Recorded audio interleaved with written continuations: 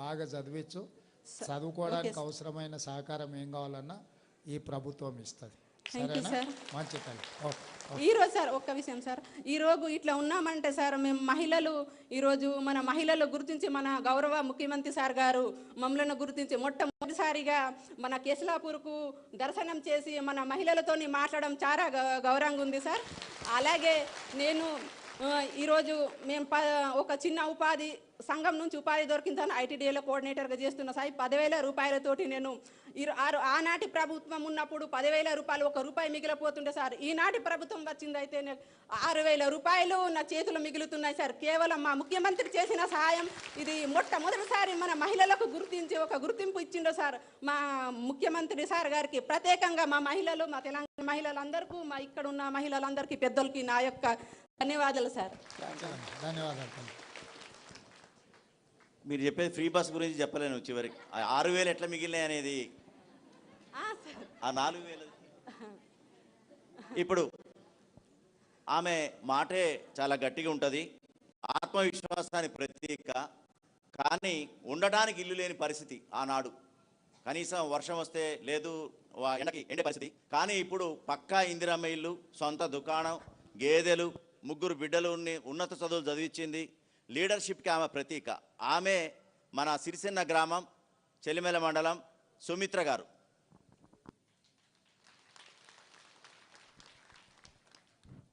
అందరికీ రామ్ రామ్, అందరికీ నమస్కారాలు. ముఖ్యంగా ఇక్కడ వేదిక మీద అలంకరించిన మన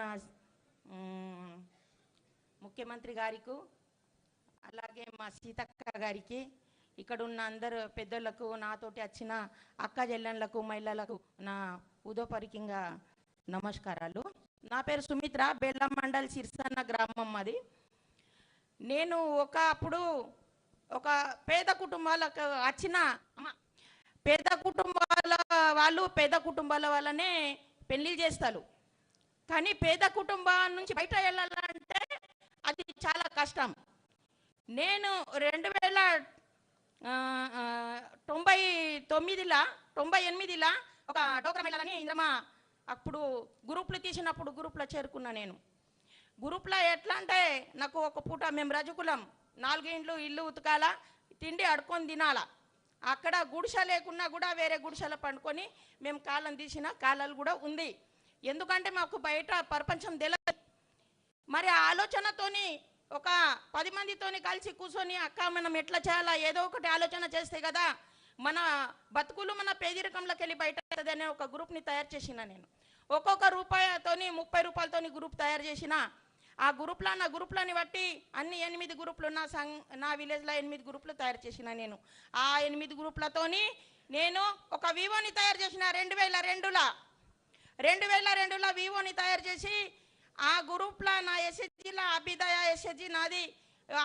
అభ్యుదయ ఎస్హెచ్జిలో కూడా నాకు అధ్యక్షురాలుగా ఎన్నుకున్నారు.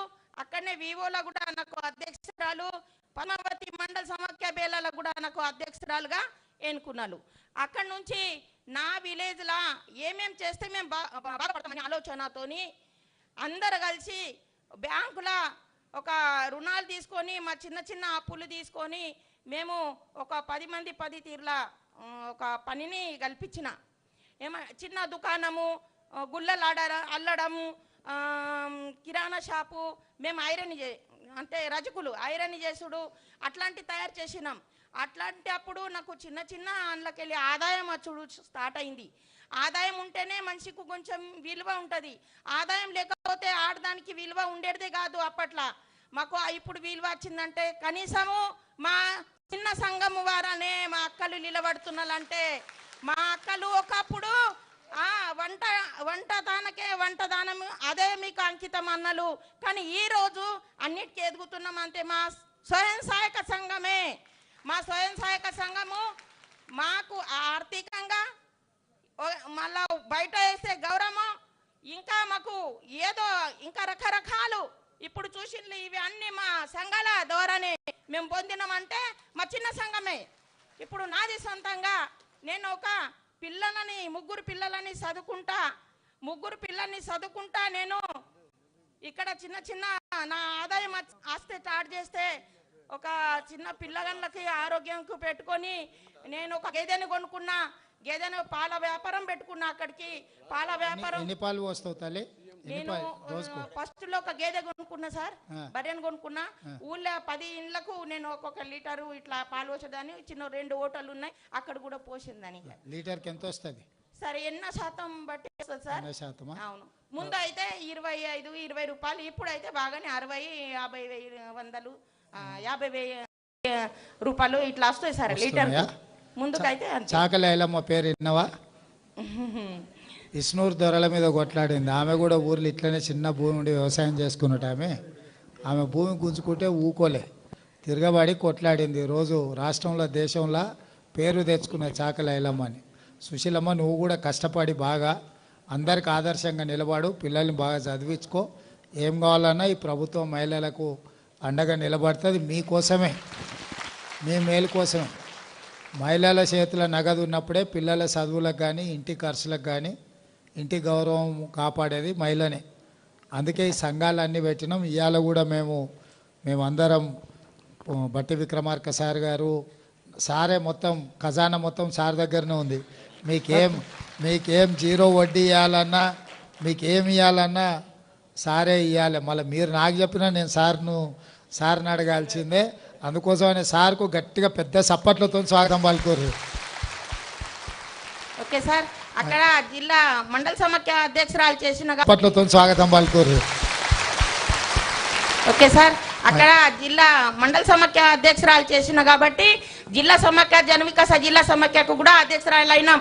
2007లో ఇక్కడ అన్ని చక్కగా పనులు చేస్తున్న అందరు పేదవాళ్లకు బయట తీసి అందరు గ్రూపులు చేసిన కాబట్టి నెల్లూరులో సోనియా గాంధీ వచ్చినప్పుడు నన్ను ఇక్కడ నుంచి తీసుకెళ్ళిండు. నెల్లూరులో సోనియా గాంధీ అమ్మ వచ్చినప్పుడు, అమ్మ నువ్వు ఎందుకు వచ్చినావు ఇక్కడ అన్నది.